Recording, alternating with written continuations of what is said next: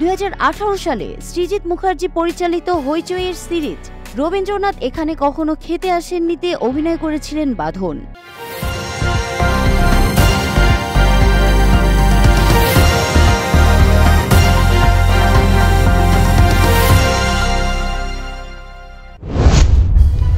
শাহরুখ খানের কন্যা সুহানা খান। জয়া আক্তার পরিচালিত দ্য আর্টিস্ট সিনেমায় অভিনয় করে নেটিজেনদের নজর কেড়েছেন তিনি। মডেল ও অভিনেত্রী সুহানাকে সুজয় ঘোষের পরিচালনায় কিং নামের একটি সিনেমাতে দেখা যাবে। সম্প্রতি সুহানা ইনস্টাগ্রামে একটি পোস্ট দিয়ে জানালেন তার বিচ্ছেদ ঘটেছে। দ্য আর্টিস্টে সুহানা খানের সহ অভিনেতা অগস্ত্য নন্দার সাথে অভিনেত্রীর প্রেমের গুঞ্জন নতুন নয়, প্রায় সময়ই তাদের বিভিন্ন স্থানে একসাথে দেখা যায়। সুহানার পোস্টের পর নড়ে চড়ে বসেন নেটিজেনরা। পোস্টের প্রথম অংশ দেখে তারা ধারণা করেন অগস্ত্য নন্দার সাথে বিচ্ছেদ ঘটেছে সুহানার। আসলে সুহানা সাবান প্রস্তুতকারক সংস্থা লাক্সের ব্র্যান্ডের অ্যাম্বাসেডর হয়েছেন। তারই একটি প্রোডাক্টের বিজ্ঞাপন নিজের ওয়ালে শেয়ার দিয়ে সুহানা লিখেছেন, আমি আমার সাবানের সাথে ব্রেকআপ করেছি। এর আগে শাহরুখ খানও লাক্সের বিজ্ঞাপনে অংশ নিয়েছিলেন। বলিউডের বড় বড় তারকাদের অনেকেই লাক্সের বিজ্ঞাপনে দেখা গিয়েছে। এই তালিকায় আছেন হেমা মালিনী, করিনা কাপুর খান, শ্রীদেবী, জুহি চাওলা, আনুশকার নাম। এবার যুক্ত হলেন স্টার কিড সুহানা খান।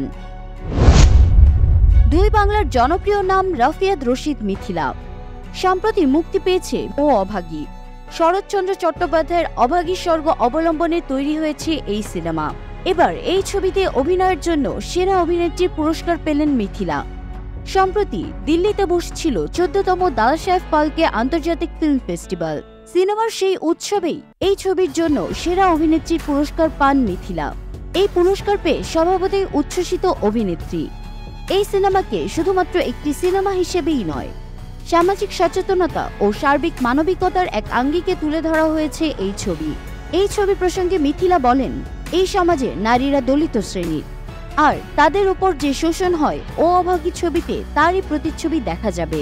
ইতোমধ্যেই চলচ্চিত্রটি প্রশংসিত হওয়ার পাশাপাশি অনেকগুলো ফিল্ম ফেস্টিভ্যালে প্রদর্শিত হওয়ার জন্য মনোনীতও হয়েছে। এই সিনেমাটি নির্মাণের নেপথ্যে ছবির প্রযোজক তথা শিশুরোগ বিশেষজ্ঞ ডাক্তার প্রবীর ভৌমিক মূল উদ্দেশ্য ছিল বৃহৎ পরিসরে সমাজসেবা করা। জনপ্রিয় গুণী অভিনেত্রী আজমেরী হক বাঁধন। 2018 সালে সৃজিত মুখার্জি পরিচালিত হইচইয়ের সিরিজ রবীন্দ্রনাথ এখানে কখনো খেতে আসেননিতে অভিনয় করেছিলেন বাঁধন।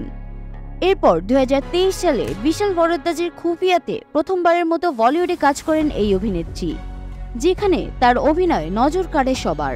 প্রসেনজিৎ বিশ্বাসের অ্যান্থোলজি ফিল্ম ফেয়ার অ্যান্ড আগলির একটি গল্পে অভিনয়ের জন্য বাঁধনের কাছে প্রস্তাব এসেছে। বাঁধন কাজটি করতে ইচ্ছুক, ইতোমধ্যে সেখানে যাওয়ার প্রস্তুতিও নিচ্ছেন তিনি।